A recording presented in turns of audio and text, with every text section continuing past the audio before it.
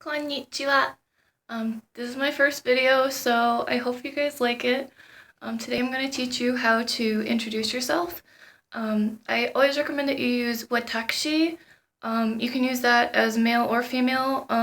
With boys, it sounds a little bit more subservient. So it's kind of up to you if you want to come across that way. Otherwise, boku works perfectly well. But for females, definitely watashi over watashi. It's just one little extra K in there, and the reception that you'll get from Japanese people is so much better. So yeah, I highly recommend that.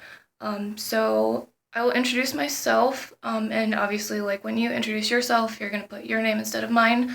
But you would say, "Watashi wa Christine to moshimasu," or Sally or Bob or whatever your name is.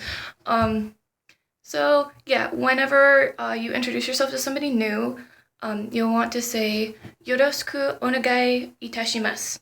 And I mean, you can say "Yoroshiku onegai shimasu,"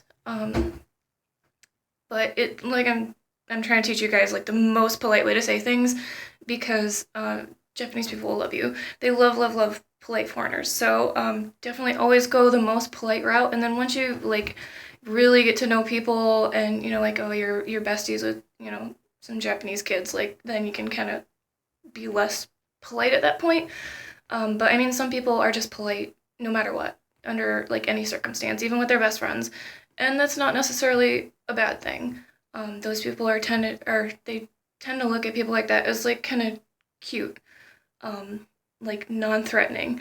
So you always want to be seen in a positive light, especially since it's their country. There's I think like 96% of the population is indigenous Japanese. So try to keep that in mind when it comes to their attitude on foreigners. Kind of ranting now, sorry about that. If you want to know anything else, oh, one kid wanted to know how to say "daijoubu." Sometimes people with a little bit of an accent, like outside of Tokyo, will make it sound more like a gu, but it's generally "daijoubu."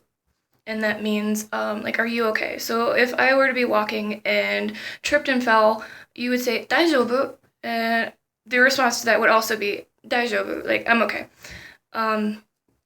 Unless you actually do hurt yourself, in which case you would probably want to tell them and they'd take you to the hospital.